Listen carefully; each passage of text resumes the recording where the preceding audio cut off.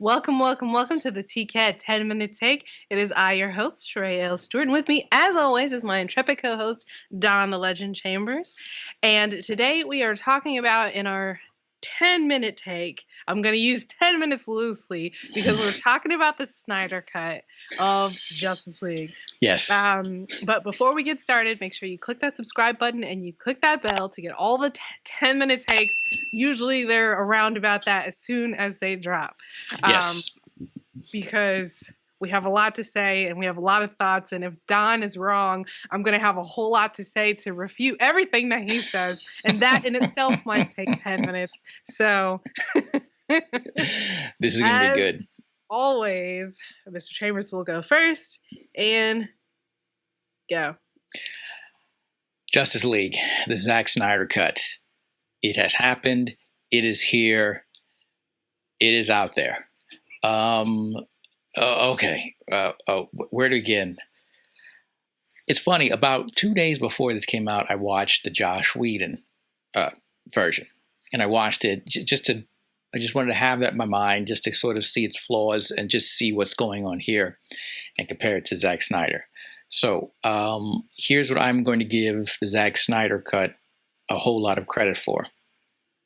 It fills in a lot more of each character's, I don't want to say motivation, but it actually gives more of a story for each character. Like the Joss Whedon cut did Cyborg dirty because there's so much was not put in. There's like, wow, they had all this for him. I mean, he could have put some of that in.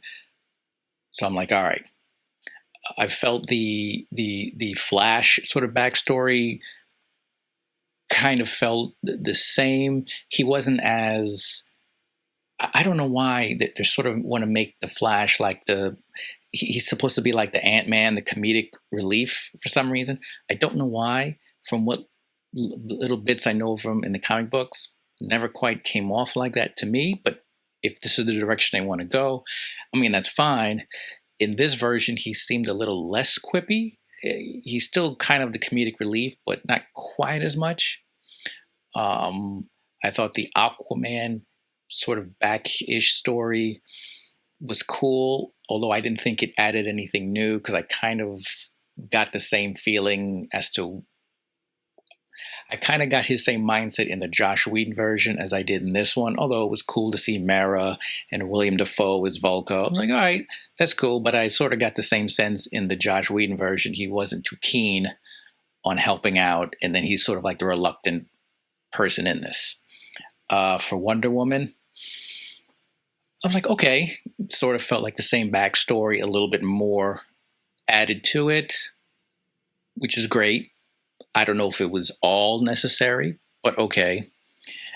The one I kind of thought was a little bit more conspicuous is Batman. They sort of left Batman hanging as to nothing else to it. I mean, honestly, Batman's story felt almost the same in both, except they kind of left him not having little comedic one-liners, which I'm fine with. Obviously, to me, Batman is the more straightforward, stoic type. He's not too much of a jokey kind of person. I know the joke that I remember the most in the Whedon version when he says something like, oh yeah, something's bleeding on the inside. I was like, I don't think that's really a Batman joke. And they left it out of the Zack Snyder version, and I was like, I think that's a good choice. But yeah, Cyborg, way better, way more necessary. I'm glad to see that. A lot of his motivation makes way more sense now. So kudos for that. So having given him a kudo, the one sort of negative I'll say is, 4 hours. There was a part in the battle sequence they have underwater in the Gotham Harbor, like their first encounter with Steppenwolf. I fell asleep in a part of that, and like my wife hit me with the elbow, and I woke up and was like, oh, okay, we're still here. Because working up until that point, I was like, wow, there is a lot of slow motion. There is a lot of music. Even my wife said, like within the first 20 minutes of the movie, she's like, wow, this is so melodramatic. like with the music in slow motion in everything. I was like, yeah, there is quite a bit of slow motion already, which seems to be a Zack Snyder-y sort of a thing. But that 4 hours, I was like, really? We could have done away with some of the slow motion and sped some of this stuff up a little bit. That's just a bit long for me. Now, granted, I've sat through 3 hours, 3.5 hours, not a problem, but I don't know, 4 hours, it just felt a little tedious. So there's that. I will say go back to a pro is that this movie is obviously way better than the Josh Whedon version. But, and my biggest con is for me, this didn't feel all that different though than the Josh Whedon version in terms of the story. Like crazy. No, because listen, because here's the first thing that struck me. So Superman dies, his scream goes around the world, and these mother boxes start up. First thing I'm saying is, and somebody mentioned they waited for him to die before I'm like, okay, why is that? Number one, I let that go. Then number two, they did a flashback where Darkseid was here and the ancient Atlanteans and humans and the gods fought him and defeated him. And then they took the mother boxes and hit him. So then my question is, why? I don't understand how he didn't know they were here on the planet. Why didn't he just come to the planet and just start scouring the world to find them if he already knows they're here? I don't see the need to send some other scout to find. Just come on down and start kicking some ass. That's just me, again. And then the third thing is they still just end up fighting Steppenwolf. I kind of, and maybe I read the advertising wrong. I'm thinking, oh, Darkseid's going to, okay, we're going to get some Darkseid shit in here. And I'm looking at the time and I'm like, man, we're coming really close to hour 3, hour 4. I've only seen Darkseid in the flashback, and then this weird not holographic, he kind of came up in this piece of metal thing, and at the very end we just see him through this portal and he goes away, and it hints that he's going to actually fight another movie if there is one. I was like, wait a second, you mean there's no Darkseid fight? Like, we're not going to see anything of him with these guys? They just fought Steppenwolf over again, but with more of a story to it. And so that's what disappointed me the most. I didn't, and again, I'm reading some of these reviews, and they were saying that there's supposed to be some incredible action pieces in this, and I'm watching, and I'm like, it for the most part looked like the same action. They added some things in there which were cool, but I didn't get anything grandiose or new or different. They took away the Russian family, thank God, got rid of them. I'm still, I was watching it like, okay, where's this incredible action that we're new action we're getting here? It felt so much like, and maybe the problem was with the Josh Whedon version coming out first. I'm almost looking at that like that was the blueprint, when really the main movie is the Zack Snyder version. That's what it was supposed to be. The Josh Whedon version is almost like the Frankenstein movie, that creation that was never meant to live, because it really is a hodgepodge of just abrupted pieces. But having seen that, and then you see this longer version, I still looked and saw a movie where it's still about trying to get these heroes together, bringing Superman to life. They still fight him again. Then they still fight Steppenwolf. They still kick his butt. And then as a new piece, Darkseid is hinted at the very end to be in a sequel, which who knows if it gets made. Where would you put it on our scale? Okay, I would have gone opening night to see this because, just have to. And I would have gone and paid IMAX because we're shot in IMAX. So I'm like, all right, I've got to see this to find out. But now having seen it, I can be generous somewhere between a 6 to 7 out of 10. And here's the other part that is working against me is that, and I can't just get this out of my head, but haven't seen how universe building is done. I'm watching a movie that I don't really have huge stakes for in these characters. Granted, we had a great Wonder Woman movie, 1984, different. I thought we had a really cool Aquaman movie. I get their backstories. I get where they're coming from. I have history with those too. Don't have it with The Flash. Don't have it with Cyborg, although they tried to shoehorn as much as they could into this. Still don't have one for Batman, although I've got 80 million origin stories, but I don't really have a history with this Batman version they have in the movie. So there's only two characters that I've really got some sort of movie history with. And now they've jammed in a huge bad guy that's sort of coming in this movie. And it wasn't even the main bad guy, it was sort of his lackey. And I'm supposed to, I don't know, kind of feel like this is really a pivotal moment. Okay. When it just kind of felt to me like, okay, this is just a movie, which if they had built the DC universe properly, could have been a very cool climax. And then it could have been the part 1 to a part 2. But that part 2 is most likely not going to happen. So I'm just watching an incomplete thought just, carry out in front of me. Yes. Yeah. So you took the whole 10 minutes and I let you. Oh, sorry. I'm also going to do the same. You take 10 minutes. You're going to have to. Yeah. Okay. So I get what you're saying about the basic story beats are the same. They do hit the same points where they have to, the mother boxes are awake. Superman is dead. They have to fight Steppenwolf. Then they have to get the mother boxes apart, and then they have to bring the team together. All of those things are the same. Everybody's motivations are completely different. I should have wrote notes because I have so many thoughts and they're all over the place. I'm not a super huge fan of Zack Snyder's grimdark take on the Justice League in general.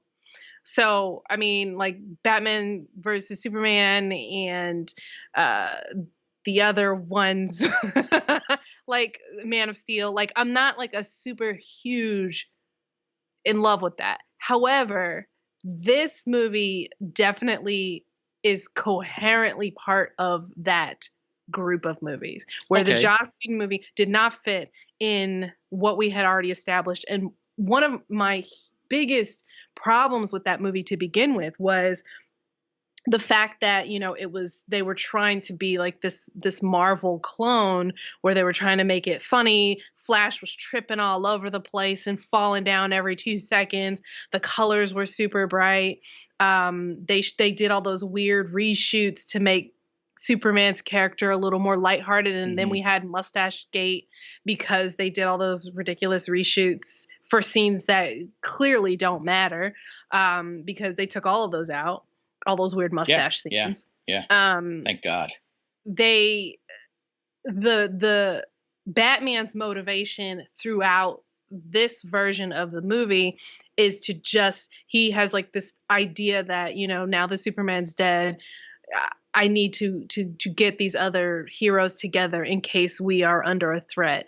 And his whole motivation in the Whedon movie was he knew about they had that weird scene where he was already aware of the parademons, and that random burglar had way too much information on parademons to give him, and he had all that going on. He was gearing up to fight this. This is just his major focus is trying to put the team together because he feels some sense of obligation to, but it's not like Superman's dead and that's just it. And that is what Zack Snyder set up. It's not like he was some beacon of hope for the world and everybody's sad that he's dead and they miss him. They freaking hated Superman the whole time. And then suddenly everybody's super depressed that Superman's dead and he's he was this symbol of hope that everybody's sad about. It's F out of here. I hated that so much because it didn't fit with what had been established.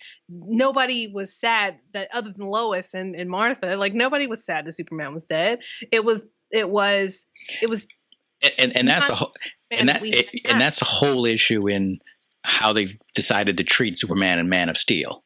Right. And Yeah, that's my whole issue going, yeah, systemically with Zack Snyder, but at least keep it consistent, sure. like this fit, it was consistent. The score was completely different. Um, the characters' motivations were different and more expanded, which I liked because it felt like this movie would have come before Aquaman, and it would flow better into Yes, Aquaman with that is when he true. came in. It was like, where did he get that trident and that armor from? It's Right, because that right. scene with Volko, like we get that flow in, and now that he's fought, with these heroes and he's fought to protect Atlantis, this is his motivation going into the Aquaman movie. I'm glad you pointed because I was actually a little confused because I'm thinking, wait, is this after Mm-mm. Aquaman or before? I said this is before, right? I said, Yeah. is it?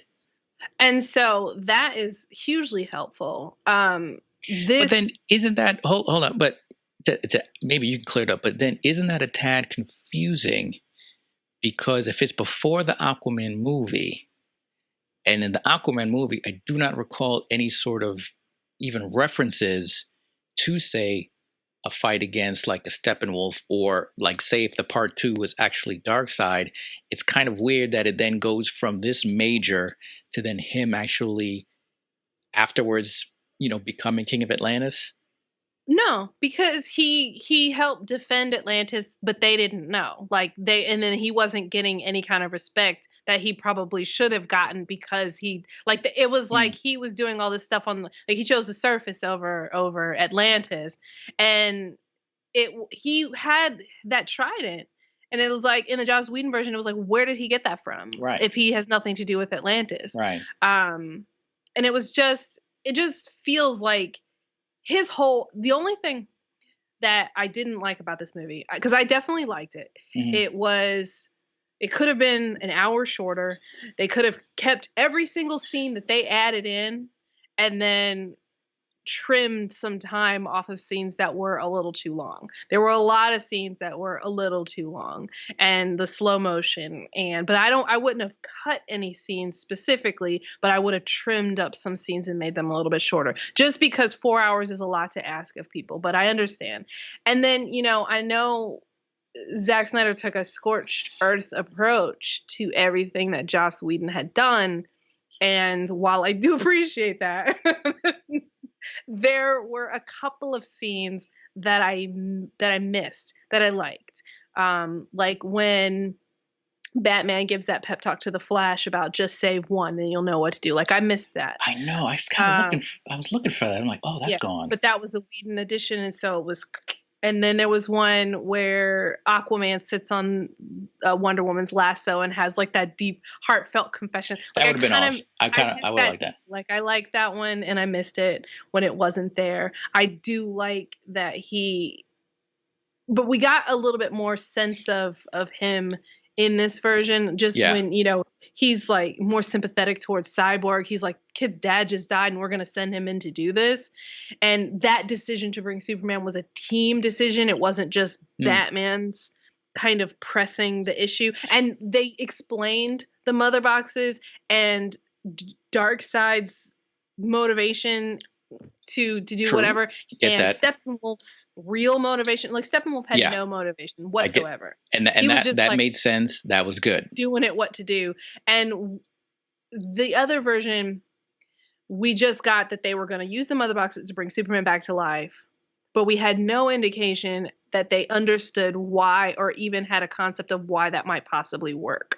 It was just cuz like we'll just try it and it'll work. But I have to be honest. got, I still don't understand how it works well, or I mean, why it would work. I you really don't have don't. to understand how it works and why it works, but we didn't get a sense that they would understand like why it would possibly work. Like Okay. it was like just alien stuff, like And then reasons. and then do you know? Because the part that again I didn't understand is like when they were about to bring him to life, and then as Cyborg is tapped into the to Superman's ship, which is holding the mother box, it kind of Yes. gives him this vision of the future. Yes. I don't understand, and maybe you know or how it works, but like Superman is mourning the death of Lois Lane, and then Darkseid comes up behind him and puts his Yes. hand on the shoulder, and now Like, but what? Why would?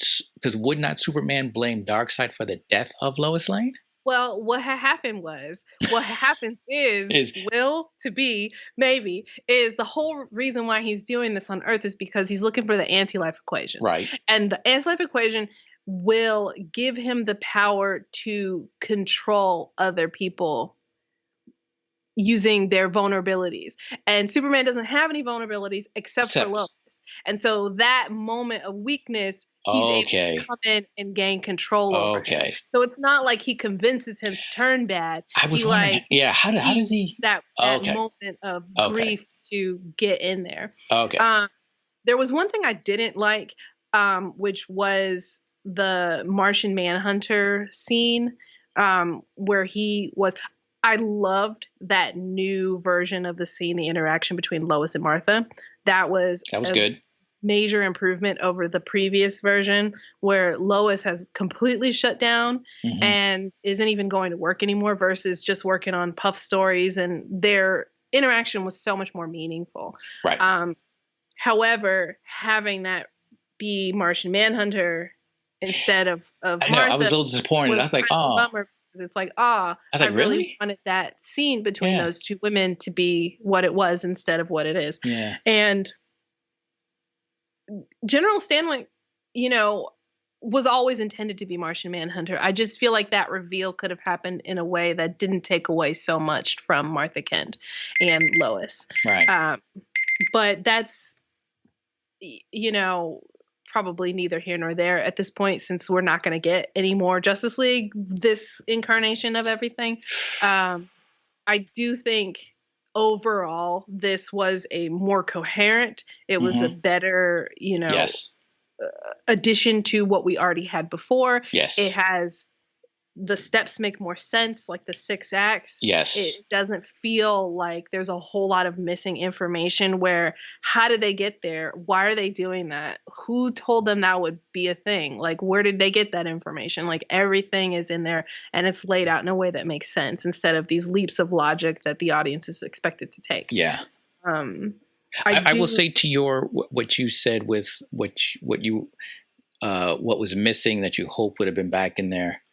My wife pointed out she really wanted Aquaman to say the line, "Dressed like a bat, I can dig it."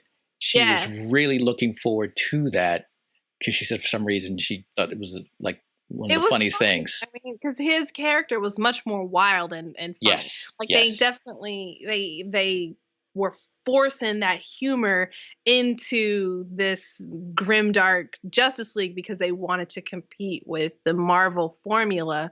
And in some places it did work. Mm-hmm. In a lot of places it didn't, but in some places it did. And I wish that we were able to keep a few sprinklings of some of those good ideas. But it was scorched freaking earth all across the board. Like he took everything out and was just like, nah, son. But I mean, I don't know if maybe he could or he couldn't, but I would have been like, able to recognize a good idea when I saw it. Sure. But whatever. I did love, but it was super sad.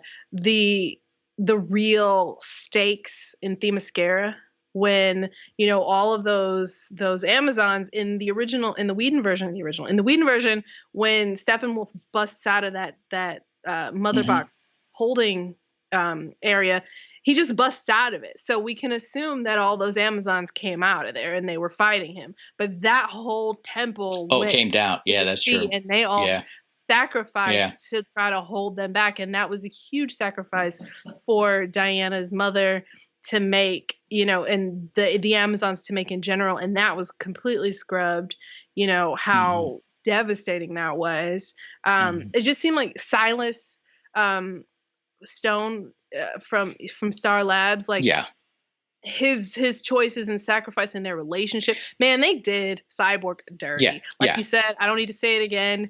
To be, abused on set and have that much cut out of what could have been a star making. That honestly, I was like, was the most like that. That's what gave it a lot more points because that actually made the Cyborg character just so much more sense. Even And Mark was like, I didn't understand why we're supposed to care about him. First, when we watched it in the first, he was like, who are these guys and why do we care? Having that little bit of thing where Barry, uses his power and turns back time a little bit. Like, we get that sense of the Flashpoint paradox and then the nightmare stuff, happening, and Flash being able to use his power to turn back time. And I don't understand any of it, so I need to be schooled in all that. Any of that in the weed, except for the fact that it's hinted at in Batman v Superman, and where he's having those dreams. He those has visions, that dream, and he shows up. Because Flash is doing stuff with time, and so then to just completely scrub that doesn't fit with what came before, and so. Okay.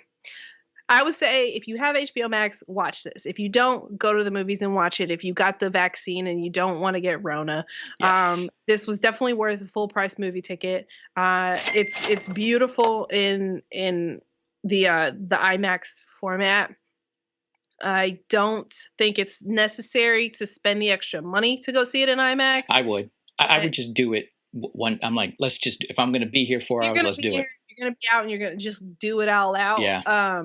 But it's definitely worth a full price opening night ticket. It is long. I believe in the theater there's a 10-minute intermission. 4 hours is asking a lot. I mean, 3.5 was asking a lot for Endgame, but like you said, we had built up to that. This is just throwing us 4 hours and expecting us to be like, cool, which we are. I mean, to be real, we are like, cool. Like, I've watched it already twice. I'm going to watch it again because it's a lot like WandaVision. It kind of makes the movies that came before a little better. I do feel like the multiple endings that we got are a bummer that we're not going to get to see more of the Justice League.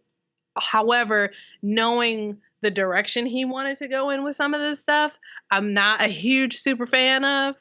And so I'm okay with that. I feel like this is just like, just let it go for a while and we'll pick it back up and come back later. Yeah. I've been watching Batman the Animated Series and the Justice League Unlimited and the Justice League Animated Series and Superman the Animated Series on HBO Max now that they have all dropped, and they are far superior than any live action thing we've ever gotten, except for maybe the Christopher Nolan Batman and I guess the Tim Burton Batmans. But like, literally, DC does animation right.